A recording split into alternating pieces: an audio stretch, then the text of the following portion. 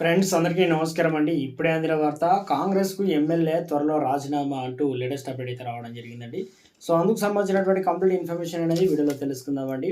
వీడియోని చివరి వరకు చూడండి, అర్థమవుతుందండి. మొదటిసారి మన ఛానల్ వస్తే తప్పకుండా సబ్స్క్రైబ్ చేసుకొని bell button all notification activate చేసుకోండి.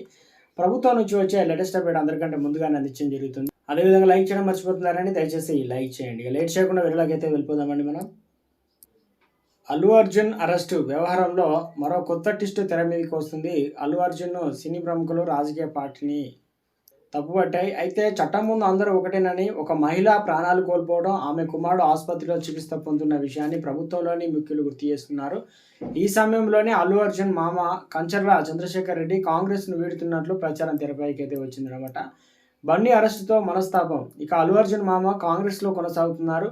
తొలుత బీఆర్ఎస్లో ఉన్న అల్లు అర్జున్ మామ కంచర్ల చంద్రశేఖర్ రెడ్డి అలియాస్ శేఖర్ రెడ్డి తెలంగాణ రాష్ట్ర సమితి పార్టీ ఇబ్రహీంపట్నం అసెంబ్లీ టికెట్ ఖరారు చేసింది. అయితే ఆ ఎన్నికల్లో ఆయన ఓడిపోయారు. ఆ తర్వాత గులాబీ పార్టీలో కొనసాగారు. గత ఏడాది జరిగిన అసెంబ్లీ ఎన్నికల్లో నాగార్జున సాగర్ టికెట్ ఆశించారు. నల్గొండ జిల్లా పెదవూరుగూడ మండలంలోని చంద్రశేఖర్ రెడ్డి ఫౌండేషన్ ఏర్పాటు చేసి పలు సేవా సంస్థ కార్యక్రమాలు కూడా నిర్వహిస్తున్నారు. బీఆర్ఎస్ నుంచి కాంగ్రెస్లోకి అసెంబ్లీ ఎన్నికల్లో బీఆర్ఎస్ నుంచి నాగార్జున సాగర్ టికెట్ ఖాయం అని భావించారు.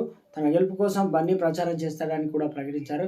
అప్పటికే శేఖర్ రెడ్డి నిర్వహిస్తున్న పలు కార్యక్రమాల్లో అల్లు అర్జున్ పాల్గొన్నారు. కానీ బీఆర్ఎస్ నుంచి సీటు దక్కలేదు. దీంతో బీఆర్ఎస్ ఓటమి తర్వాత పార్లమెంట్ ఎన్నికల్లో ముందు ఆయన కాంగ్రెస్లో చేరారు. పార్టీ